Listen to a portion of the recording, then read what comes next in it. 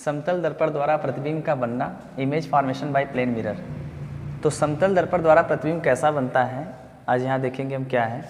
तो पहला पॉइंट है समतल दर्पण द्वारा बना प्रतिबिंब। अच्छा, यहाँ द्वारा नहीं लिखा गया, समतल दर्पण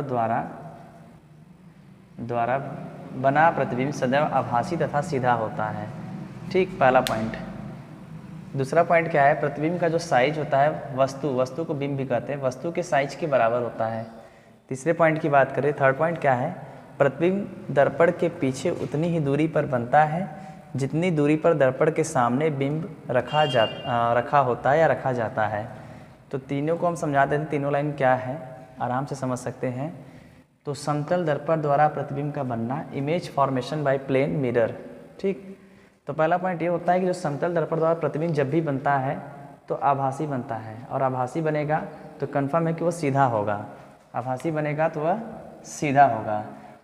और किसी भी दर्पण में यदि प्रतिबिंब आपका वास्तविक बन रहा है तो यानी वह उल्टा है, सीधा है तो आभासी, उल्टा है तो वास्तविक, ये जानते रहिएगा। लेकिन समतल दर्पण की बात करें तो समतल दर्पण में प्रतिबिंब जो बनेगी हमेशा कैसी बनेगी, आभासी। आभासी को हम लोग अवास्तविक भी कर सकते हैं, आभासी को अवास्तविक भी कहा जाता है। तो समतल दर्पण द्वारा जो प्रतिबिंब बनता है हमेशा आभासी बनता है, आभासी का मतलब सीधा।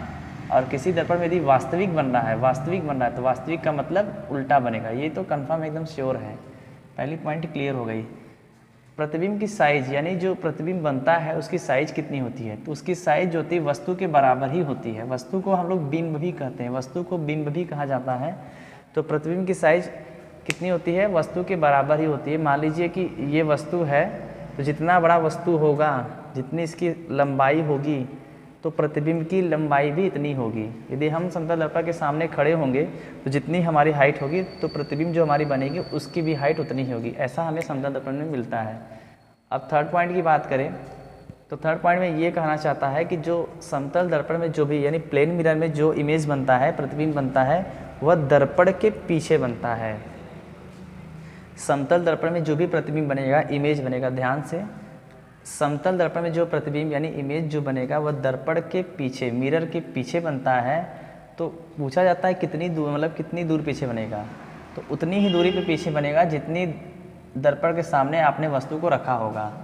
मान लीजिए आपका ये है समतल दर्पण, वस्तु आपने यहाँ रखा है, जितनी दूरी पे आपने रखा होगा दर्पण के सामने, दर्पण के सामने आप, ये मान लो वस्तु है, एक मैंने एरो से ऑब्जेक्ट को दिखाया है, दर्पण के सामने आपने वस्तु को जितनी दूरी पर रखेंगे तो दर्पण के पीछे भी वह उतनी ही दूरी पर बनेगा, उतनी ही दूरी पर बनेगा। तो दोनों की दूरी जो होती है बराबर होती है। जितने दर्पण के सामने, ये दर्पण मान लीजिए प्लेन मिरर है, एक दर्पण है पॉली से पीछे, दर्पण के सामने जितनी दूरी पर वस्तु को रखेंगे तो दर्पण के पीछे भी उतनी ही दूरी पर वस्तु, यानी दोनों की दूरी बराबर होती है। ठीक, तीनों पॉइंट क्लियर हो गया। अगला जो टॉपिक है पार्श्व उत्क्रमण। ठीक, इन्वर्शन साइड्स।